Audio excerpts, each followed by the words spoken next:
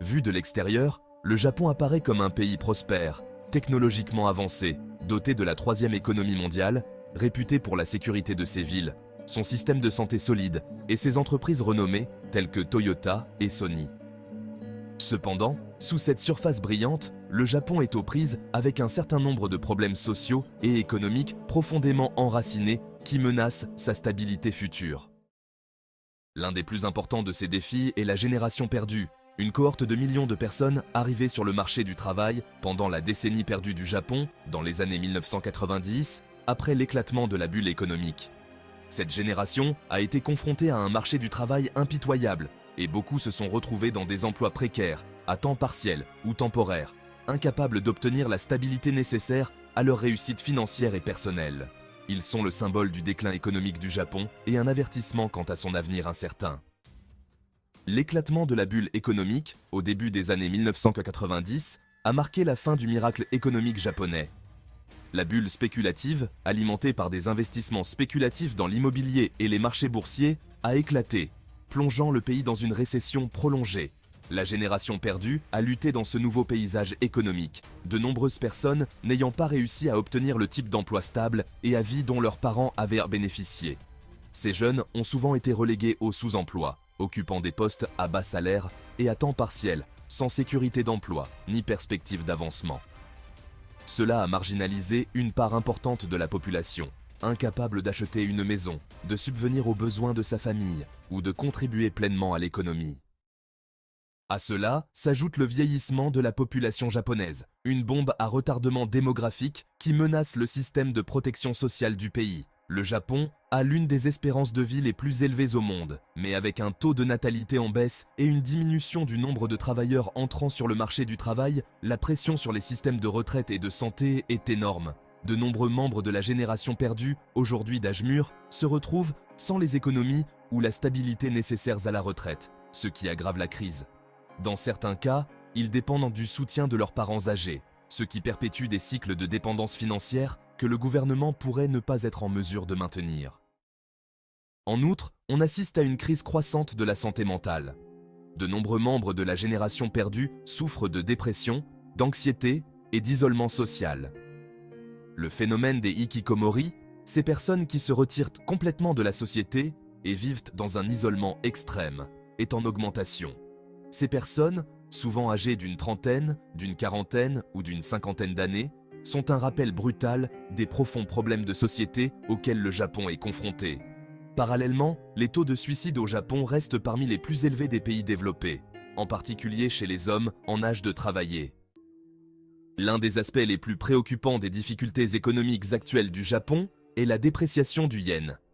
La monnaie japonaise a connu un déclin constant sous l'effet d'une confluence de facteurs. La population du pays diminue et, avec elle, la production économique, ce qui affaiblit la confiance des investisseurs. La politique de la Banque du Japon, qui consiste à maintenir des taux d'intérêt extrêmement bas, voire négatifs, afin de stimuler la croissance, a rendu les actifs libellés en yens moins attrayants pour les investisseurs étrangers. En outre, l'endettement public colossal du Japon, qui figure parmi les plus élevés au monde par rapport au PIB, a encore accentué la pression sur la monnaie.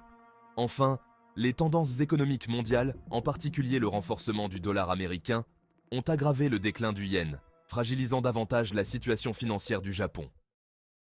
L'histoire du Japon est également marquée par un profond sentiment de pression culturelle et de conformisme social. De nombreux travailleurs japonais se sentent prisonniers d'une culture d'entreprise impitoyable qui privilégie la loyauté et l'endurance à l'innovation et au bien-être personnel. On attend souvent des travailleurs qu'ils sacrifient leur vie personnelle pour l'entreprise, ce qui entraîne surmenage et stress. Le terme karoshi, ou mort par excès de travail, est un phénomène bien réel au Japon, où les employés peuvent travailler de si longues heures qu'ils s'effondrent d'épuisement ou sont victimes de crises cardiaques fatales. Cette culture du surmenage contribue non seulement aux problèmes de santé physique et mentale, mais elle dissuade également les jeunes générations d'embrasser des carrières traditionnelles dans les grandes entreprises, ce qui affaiblit encore la population active. Le Japon connaît également une stagnation politique, les dirigeants hésitant souvent à adopter les changements radicaux nécessaires pour résoudre ces problèmes sociaux et économiques. La diminution de la main-d'œuvre, conjuguée à la résistance à une immigration importante, signifie que le Japon ne renouvelle pas sa main-d'œuvre au rythme nécessaire pour soutenir la croissance économique. Bien que le pays soit technologiquement avancé, avec l'un des niveaux les plus élevés au monde en matière d'intégration de l'automatisation et de la robotique, cela n'a pas suffi à compenser les défis démographiques et économiques plus larges. L'effondrement du yen est le symptôme d'un problème économique beaucoup plus vaste.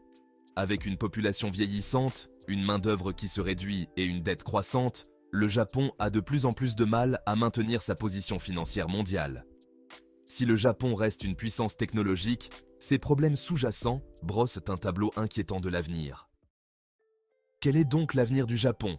Le pays peut-il se sortir de ces crises interdépendantes que sont la stagnation économique, l'aliénation sociale et la dépréciation de la monnaie?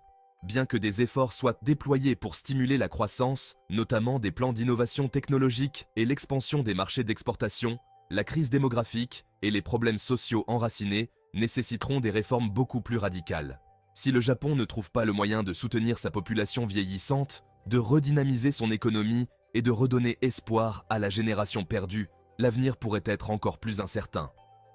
Le Japon reste un pays de contrastes, où des réalisations impressionnantes en matière de sécurité, de santé et de technologie coexistent avec de profondes difficultés économiques, sociales et psychologiques. La voie à suivre dépendra de la capacité du pays à affronter ses problèmes de front, plutôt que de continuer à se reposer sur ses succès passés.